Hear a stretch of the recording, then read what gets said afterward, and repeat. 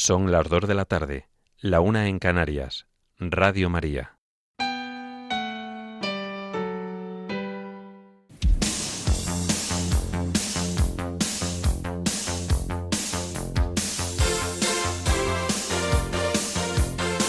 Servicios informativos de Radio María.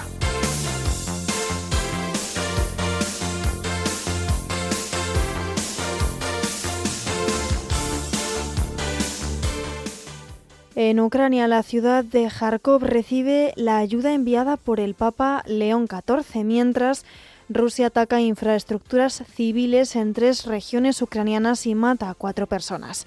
Y en España, el fiscal general del Estado presenta su renuncia tras ser condenado a 2 años de inhabilitación por el Tribunal Supremo. Estas y otras noticias en el informativo que ahora comenzamos. Muy buenas tardes.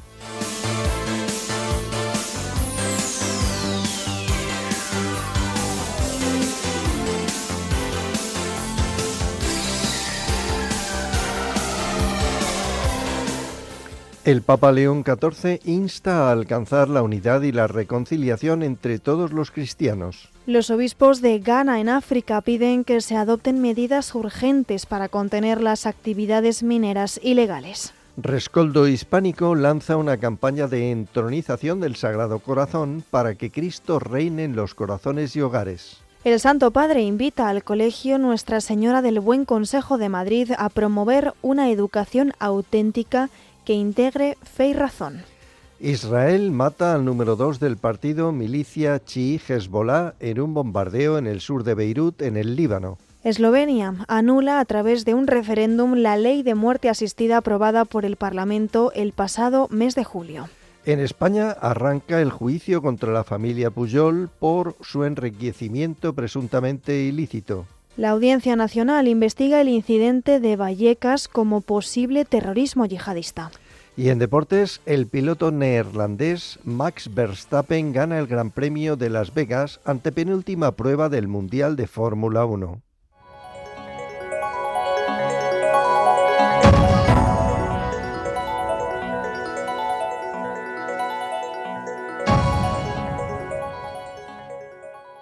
El Papa León XIV continúa manifestando su solidaridad al pueblo ucraniano que sufre un duro invierno bajo las bombas, sin luz y sin calefacción. Con el fin de ayudar a la población, hace unos días el Papa envió un camión a Kharkov cargado de ropa, mantas y artículos de primera necesidad que ya ha llegado a su destino.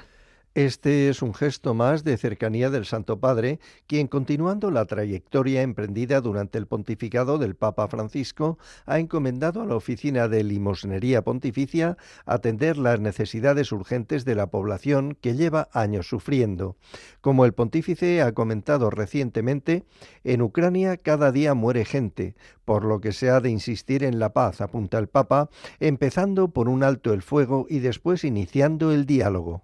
Y mientras, en el terreno les contamos que Rusia ha lanzado durante esta noche un total de 162 drones de diferentes tipos que alcanzaron infraestructuras civiles en las regiones ucranianas de Chernihiv en el norte, Kharkov en el noreste y Dnipropetrovsk en el centro-oeste del país, según ha informado la Fuerza Aérea de Ucrania en el parte de hoy. Además, cerca de 80 de los drones eran aparatos no tripulados de ataque.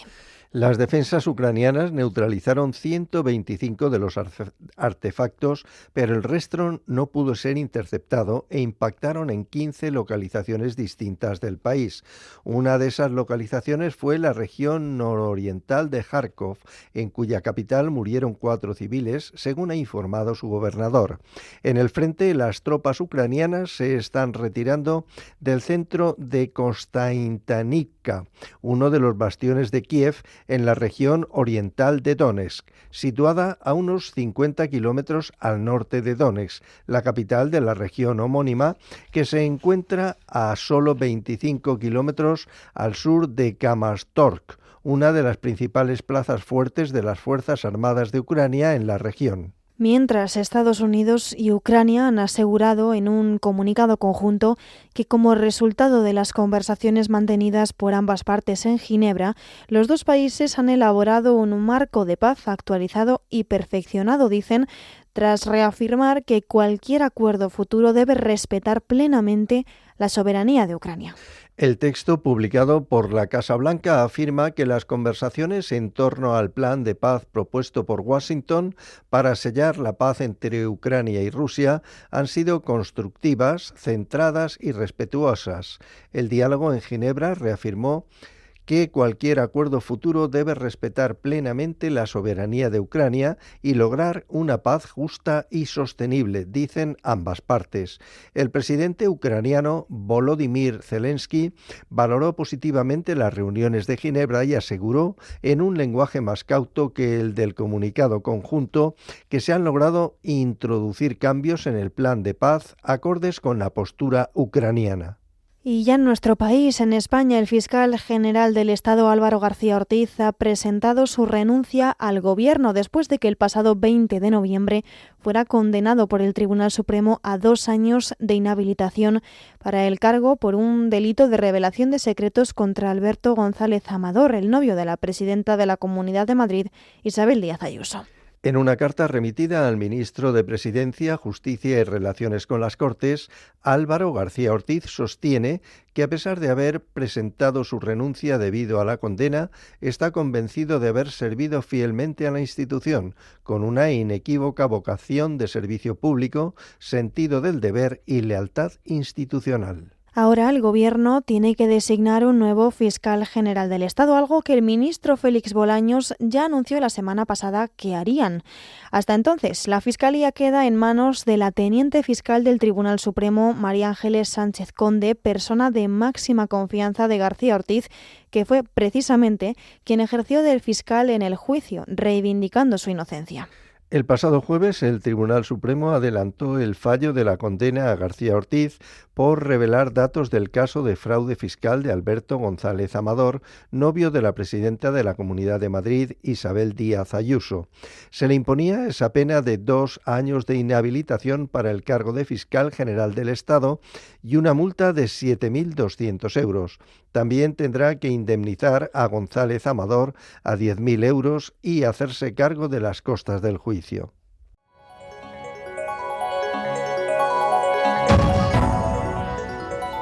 Noticias de la Iglesia en el mundo.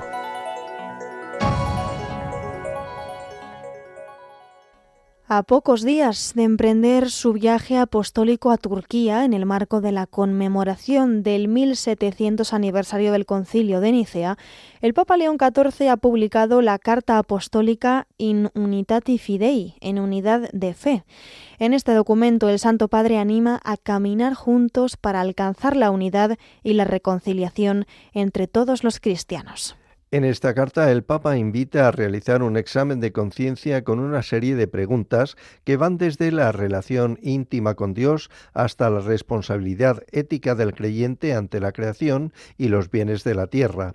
Al mismo tiempo, reconstruye las circunstancias históricas que llevaron a la convocatoria del Concilio de Nicea. Entre otros aspectos, el Santo Padre afirma en este documento que el credo de Nicea puede ser la base y el criterio de referencia de este camino, y añade también que nos propone, de hecho, un modelo de verdadera unidad en la legítima diversidad, unidad en la Trinidad, Trinidad en la unidad, precisa el pontífice, porque la unidad, dice, sin multiplicidad es tiranía, y la multiplicidad sin unidad, por otra parte, es desintegración. En este contexto, el sucesor de Pedro señala que el Espíritu Santo es el vínculo de unidad que adoramos junto con el Padre y el Hijo. Así, el Papa asevera que debemos dejar atrás controversias teológicas que han perdido su razón de ser para adquirir un pensamiento común y, más aún, una oración común al Espíritu Santo para que nos reúna a todos en una sola fe y un solo amor. El obispo de Roma aclara que esto no significa un ecumenismo de retorno al estado anterior de las divisiones, ni un reconocimiento recíproco del actual statu quo de la diversidad de las iglesias y comunidades eclesiales. El pontífice indica que se trata más bien un ecumenismo orientado al futuro, de reconciliación en el camino del diálogo, de intercambio de nuestros dones y patrimonios espirituales. De esta forma, su santidad sostiene que el restablecimiento de la unidad entre los cristianos no nos empobrece, sino al contrario, dice, nos enriquece. Como en Nicea, dice el Papa, este propósito solo será posible mediante un camino paciente, largo y a veces difícil de escucha y acogida recíproca. El Santo Padre concluye que se trata de un desafío teológico y aún más de un desafío espiritual que requiere arrepentimiento y conversión por parte de todos, y subraya que para ello necesitamos un ecumenismo espiritual de oración, alabanza y culto, como sucedió en el Credo de Nicea y Constantinopla. Cambiamos de asunto, nos vamos hasta África. Los obispos de Ghana han denunciado la crisis moral que vive la población del país en el contexto de la actividad de extracción ilegal de oro y otros minerales. Recientemente, 3 mineros ilegales han muerto asfixiados tras quedar atrapados en una galería ghanesa. Aunque estas son las víctimas confirmadas, fuentes informativas aseguran que podría haber entre 11 y 30 mineros ilegales atrapados y quizá fallecidos tras el derrumbe de algunas partes de la mina abandonada hace unos días. La tragedia se ha producido días después de que la Conferencia Episcopal de Ghana solicitara al gobierno que declarara el estado de emergencia en las zonas más afectadas por las actividades mineras ilegales. En medio de este panorama, el episcopado de Ghana se ha referido a las estadísticas que ponen de relieve esta crisis.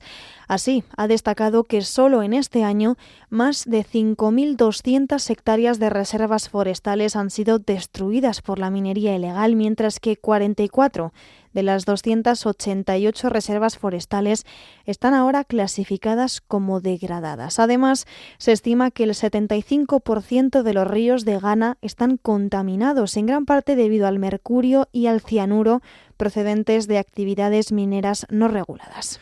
Por ello, los obispos de Ghana han pedido que se adopten medidas urgentes para contener el fenómeno, incluidas acciones penales contra los culpables, independientemente de su afiliación política, y la completa rehabilitación de los terrenos degradados. Viajamos ahora hasta Irlanda. Les contamos que su capital, Dublín, ha recuperado finalmente su estatus catedralicio católico después de medio milenio. Recientemente, el Papa León XIV aprobó mediante decreto la propuesta del arzobispo de esta sede, Monseñor Dermot Farrell, para elevar a Santa María, conocida como hasta ahora como procatedral, al rango de catedral oficial de esta archidiócesis. En este contexto, el arzobispo de Dublín ha comunicado a los fieles la aprobación papal formulada en el marco del bicentenario de la consagración del templo y coincidiendo con la festividad de San Lorenzo Ottole, patrón de la archidiócesis y canonizado en el siglo XIII. La ausencia de una catedral católica en Dublín se remonta hasta 5 siglos atrás, cuando otros templos emblemáticos pasaron a manos de los protestantes. A finales del siglo XVII, el Estado creó la parroquia protestante de Santa María, que en 1707 Monseñor Edmund Byrne, entonces arzobispo de Dublín, transformó clandestinamente en parroquia católica. La construcción del actual edificio neoclásico comenzó en 1814 y su dedicación solemne fue en noviembre de 1825. Durante el siglo XIX el templo se consolidó como símbolo de la identidad católica dublinesa, acogiendo eventos destacados como la instalación de San John Henry Newman como primer rector de la Universidad Católica en 1854.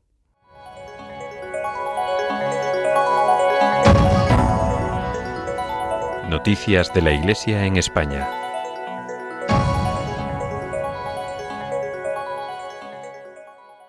Numerosas ciudades españolas acogen estos días la campaña que proclama a Cristo Rey y que promueve la entronización del Sagrado Corazón en miles de hogares de Hispanoamérica y de nuestro país. Esta iniciativa está promovida por la entidad Rescoldo Hispánico con el fin de custodiar y transmitir el fuego del amor de Cristo para que ilumine y transforme la vida de las personas y de la sociedad, así lo indican en su página web. La campaña cuenta con carteles, marquesinas, vallas y vídeos con el lema «Te guste o no, España es una monarquía, viva Cristo Rey».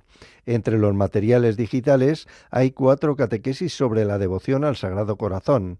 Una de ellas es impartida por el obispo de Orihuela, Alicante, Monseñor José Ignacio Munilla. La entronización al corazón de Jesús no es otra cosa que un signo visible un signo visible de un reconocimiento. Reconocemos que nuestro corazón tiene dueño, que no somos huérfanos espirituales, que nuestro corazón es de Jesús, que somos de quien nos ha amado, de quien nos ama entrañablemente, de quien ha dado a luz esta familia ha nacido del amor de Dios, y lo reconocemos y se lo expresamos, ¿no?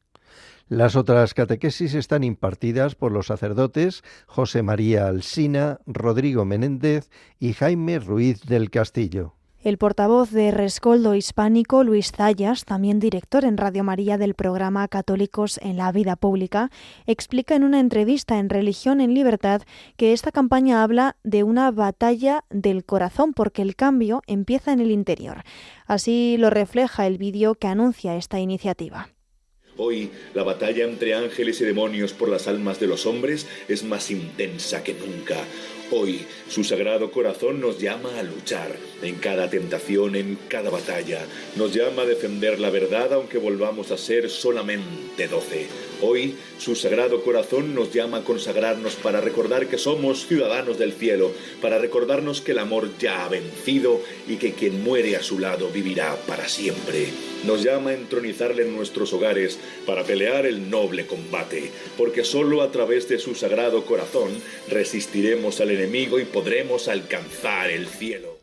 Para ello, desde esta campaña ofrecen también un equipo de supervivencia espiritual formado por una escultura que combina elementos iconográficos del Sagrado Corazón y de la realeza de Cristo, así como otros elementos, entre ellos una chapa de un Sagrado Corazón regio, un detente, un acta pública del compromiso como familia a la causa de Cristo Rey y un libro, Vademecum, que recoge la historia, la importancia y las promesas del Sagrado Corazón. Todo ello, así como algunas prácticas habituales, poesías y cantos a esta devoción, se pueden encontrar en la web que han habilitado, sagradocorazon.rescoldo.org. Más noticias. El Colegio Nuestra Señora del Buen Consejo de Madrid ha acogido este fin de semana el Congreso Sin Identidad no hay educación. Con esta ocasión, el Papa León XIV ha enviado un videomensaje a los participantes en el que reconoce la misión que realizan al servicio de la Iglesia en medio de las actuales condiciones complejas. En este sentido, el Santo Padre se ha referido a la labor de los educadores en línea con el lema del Congreso sobre la identidad y la educación. La identidad cristiana no es un sello decorativo o un adorno, sino el núcleo mismo que da sentido, método y propósito al proceso educativo. Como les sucede a los navegantes, si se pierde de vista la estrella polar, no es raro que el barco se vaya a la deriva. Para la educación cristiana, la brújula es Cristo. Sin su luz, la propia misión educativa se vacía de significado y se convierte en un automatismo sin esa capacidad transformadora que nos ofrece el Evangelio. En esta línea, el Papa ha advertido de que cuando la identidad no informa las decisiones pedagógicas, corre el riesgo de convertirse en un adorno superficial que no logra sostener el trabajo educativo frente a las tantas tensiones culturales, éticas y sociales que caracterizan nuestros tiempos de polarización y violencia. Además, el pontífice ha remarcado que una educación auténtica promueve la integración entre la fe y la razón. A este respecto, precisa que no son polos opuestos, sino caminos complementarios para comprender la realidad, formar el carácter y cultivar la inteligencia. En consecuencia, afirma el Papa, es fundamental que en la experiencia educativa se promuevan métodos que involucren las ciencias y la historia, así como la ética y la espiritualidad. El Santo Padre agrega que la Iglesia, en su misión educativa, redescubre su función materna, como madre generadora de los creyentes, porque es la esposa de Cristo. Y finalmente, el sucesor de Pedro ha exhortado a los educadores a comprometerse con valentía y a mirar hacia adelante con la esperanza viva que se renueva cada día en su pasión educativa.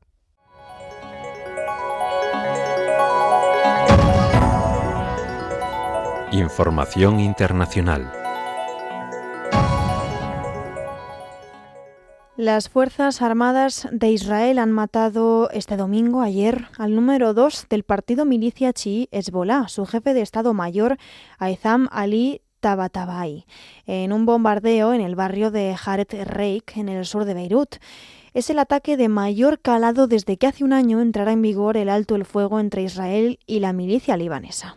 El Ministerio de Salud de Líbano ha confirmado al menos 5 muertos y 28 heridos. Los fallecidos serían, además de Tabatabai, otros 5 miembros de Hezbolá identificados por el propio grupo, como también está considerado la mano derecha del actual secretario general. Naim Qassem, este secretario general de la organización, asumió el cargo tras la muerte de su predecesor Hassan Nasrallah, muerto por un ataque israelí en septiembre del año pasado. Tabatabai ocupaba un alto cargo militar dentro del partido y había servido en funciones militares en Siria y Yemen cuando ejercía como comandante de la unidad de élite de Hezbolá. Beirut ha quedado relativamente al margen de los ataques israelíes desde el alto el fuego pactado con el partido milicia chií hace un año. Sin embargo, Israel sí que ha continuado atacando el sur del Líbano con asiduidad en ataques que ha justificado como operaciones para impedir la reconstrucción de las posiciones de las milicias de Hezbolá en la zona. Nos vamos hasta Europa. En Eslovenia les contamos que se ha anulado la ley de muerte asistida en un referéndum vinculante con una mayoría del 53%.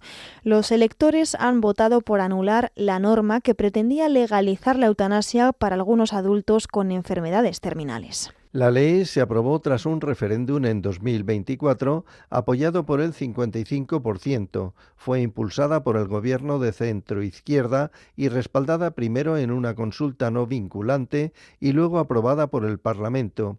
Pero desde el primer momento fue muy criticada. Una iniciativa ciudadana forzó la celebración de este referéndum. El director de Voz para los Niños y la Familia, Ales Primk, ha manifestado su alegría por la victoria de la solidaridad y la justicia y porque Eslovenia, asegura, haya rechazado las reformas gubernamentales basadas en la muerte y el envenenamiento.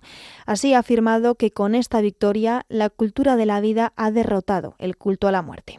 La aplicación de la ley se suspenderá durante al menos un año. Con ella se pretendía conceder el derecho a terminar con su vida a los pacientes lúcidos y terminales cuyo sufrimiento o estado de salud fuera extremo, excluyendo los casos de enfermedad mental. Sin embargo, el texto no autoriza la muerte causada por un cuidador a petición del paciente. Les contamos también que las tensiones entre China y Japón siguen aumentando, ya que la región administrativa especial de Hong Kong, China, ha ordenado la interrupción inmediata de toda relación oficial con el Consulado General del país nipón y ha cancelado la participación de una delegación de estudiantes en un programa de intercambio. Es su respuesta al agravamiento del contencioso diplomático entre ambos países. La medida aplicada es consecuencia directa de las declaraciones de la primera ministra nipona Sanne Taichi, quien el 7 de noviembre admitió que Tokio podría emplear la fuerza si Pekín intentara ocupar o bloquear Taiwán, palabras que el gobierno chino calificó de injerencia intolerable. La congelación de contactos se inscribe en una línea marcada por China, que recomendó evitar desplazamientos no esenciales a Japón por el empeoramiento continuo de la seguridad ciudadana, decían. La escalada convierte a Hong Kong en nuevo escenario de la tensión sino-japonesa, con repercusiones directas en los intercambios oficiales, educativos y turísticos, y proyecta incertidumbre sobre la relación económica bilateral en un contexto de creciente desconfianza.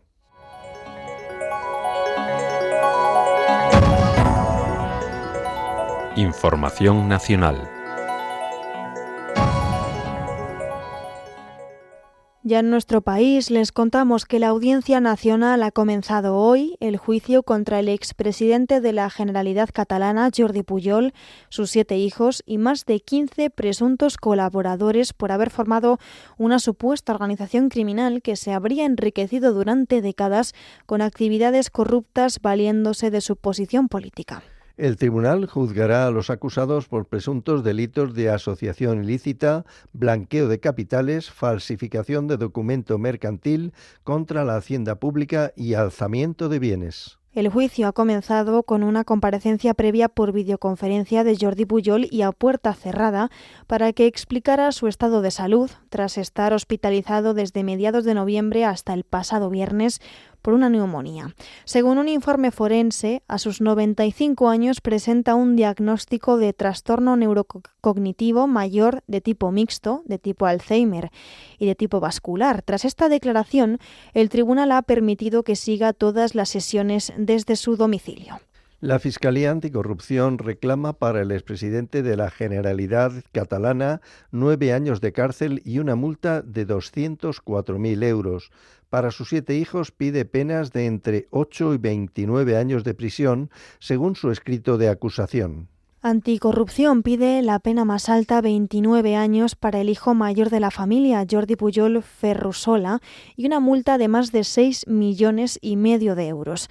Para su exmujer, Mercè Gironès, quien la fiscal señala que compartió el patrimonio con el que fue su marido, pide 17 años de cárcel y más de 600.000 euros de multa.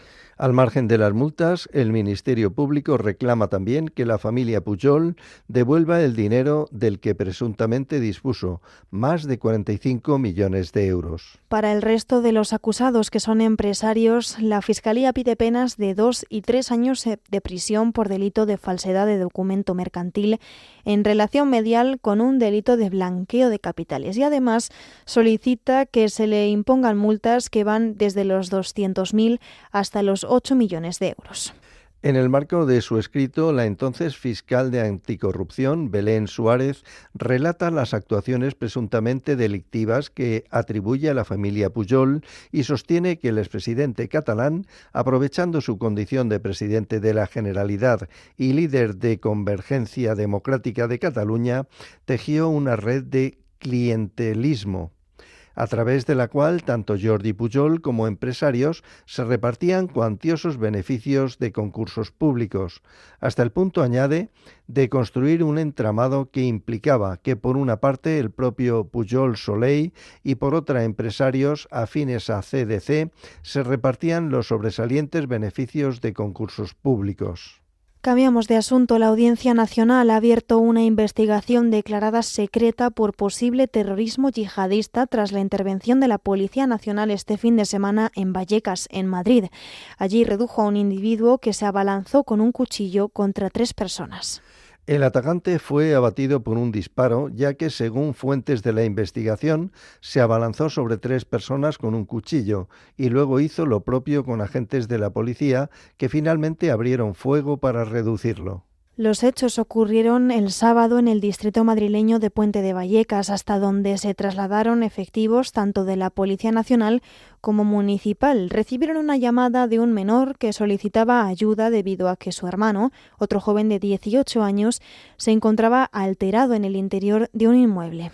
Cuando llegaron los agentes, el joven arremetió contra ellos armado con un cuchillo y, a pesar de los intentos por reducirle, tuvieron que disparar para poder neutralizarle.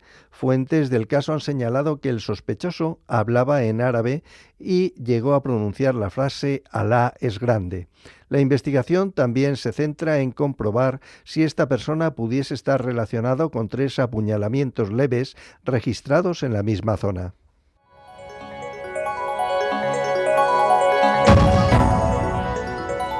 Información deportiva.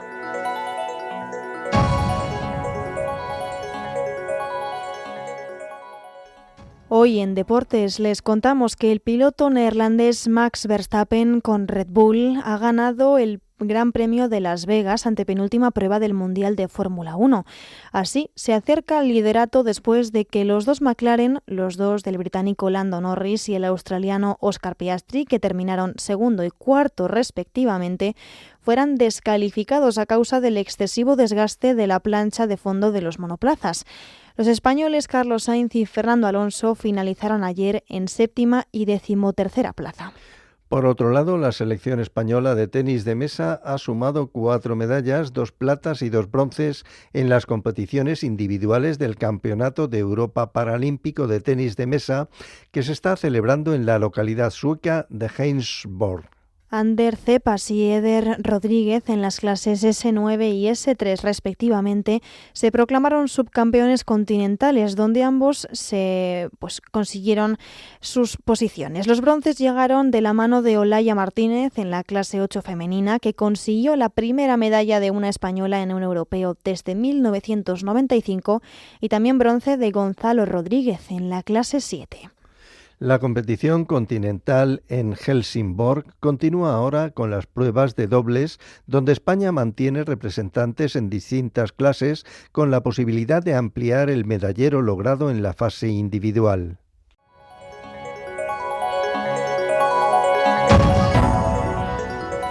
Noticias autonómicas. Conectamos hoy con la Comunidad Foral de Navarra. Allí, el primer golpe invernal con nieve de la temporada dejó el pasado viernes en la región complicaciones en el tráfico a primera hora en la autovía de San Sebastián, así como cortes de luz en localidades del Pirineo y también estampas para el disfrute en Pamplona, donde nevó con intensidad a primera hora de la mañana. Nos lo va a contar nuestro corresponsal en la capital navarra, Miguel Ángel Irigaray. Muy buenas tardes, Miguel Ángel, cuéntanos. Hola, muy buenas tardes. Efectivamente, un temporal de frío y nieve para el que el Gobierno de Navarra activó un dispositivo de hasta 89 equipos quitanieves ante la previsión meteorológica ya el jueves que indicaba una bajada de la cota de nieve hasta los 300-400 metros durante la noche de ese día, con nevadas que continuaron el viernes. Las consecuencias se dejaron notar en la autovía de Pamplona a San Sebastián, cubierta de blanco, en un apagón de luz que dejó a oscuras varias localidades del Pirineo navarro durante varias horas, según explicó Endesa, por la caída de un árbol sobre la línea que obligó a la compañía a restablecer el servicio a las horas, con un grupo electrógeno con apenas 5 escasos centímetros de nieve caídos en las localidades, y también dejó bellas estampas de calles y zonas en varias poblaciones navarras, como por ejemplo el santuario de San Miguel de Aralar, donde los gerentes de su restaurante quedaron aislados con una capa de 40 centímetros de manto blanco a su alrededor, en Estella o en la capital, Pamplona, entre otros lugares. La primera nevada de la temporada en la capital, Pamplona, dejó el viernes un leve manto blanco en sus calles, pero este quedó disuelto ya para el mediodía, cuando la nieve dio paso a un día soleado, aunque con frío notable en el ambiente. Y cambiamos de tema para comentar que el Ayuntamiento de Pamplona ha requerido a la UTE, Estación Autobuses de Pamplona, Bectalia Sociedad Anónima, que en un plazo de 15 días desde la notificación hecha el pasado 17 de noviembre comience a ejecutar el proyecto para impermeabilizar la estación de autobuses subterránea de la ciudad, un proyecto aprobado por el consistorio en el mes de junio, cuya ejecución cuesta 4,1 millones de euros y que debería haberse iniciado tras los Sanfermines. La finalidad de las obras es solucionar definitivamente el problema de humedades, filtraciones y goteras que vienen asolando la infraestructura desde al menos el año 2015.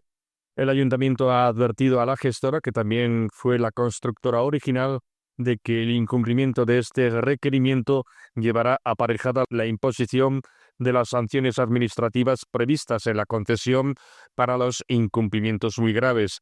Según los pliegos, el ayuntamiento está facultado incluso a la resolución de la concesión o la imposición de multas de 3.000 euros diarios. Las obras de impermeabilización tienen que estar finalizadas para el 15 de junio y el compromiso es que la infraestructura permanezca abierta. El retraso acumulado en el inicio de los trabajos alcanza ya los 4 meses.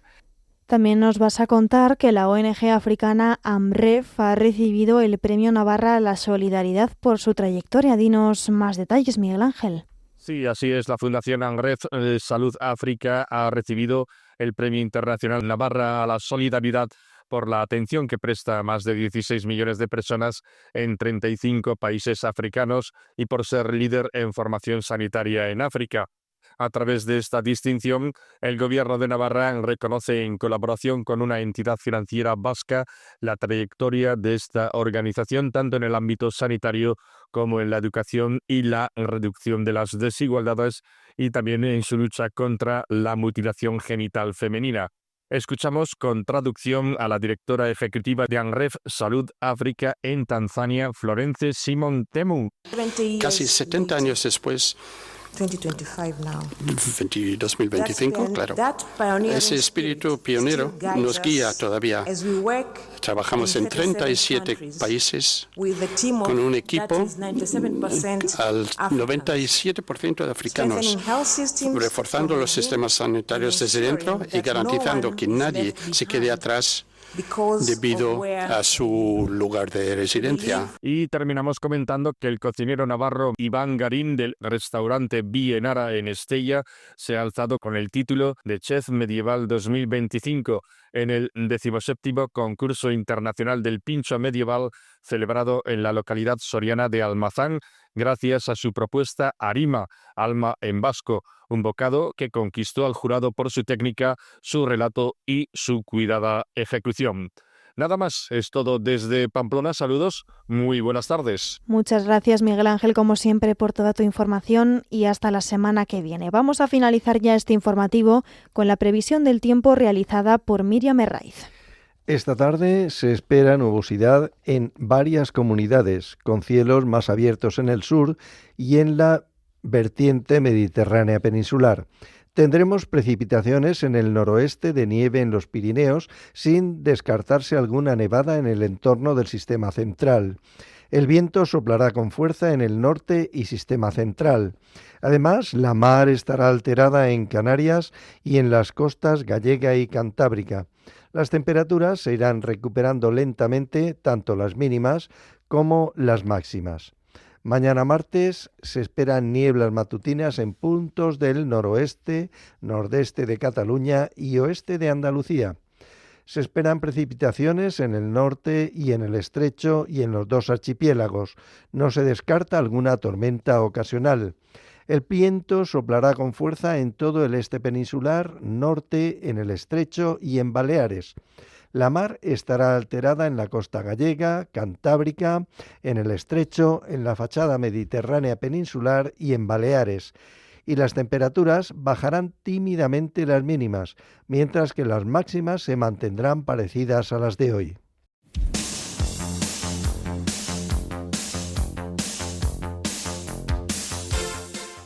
Esto es todo por ahora. Los hemos acompañado en la redacción Cristina Abad, Juan Manuel González, Marta Troyano y Natalia Otero de Bustos, y en los micrófonos José Vicente Molina y Paloma Méndez. Tendrán más noticias a las 10 de la noche, las 9 en Canarias.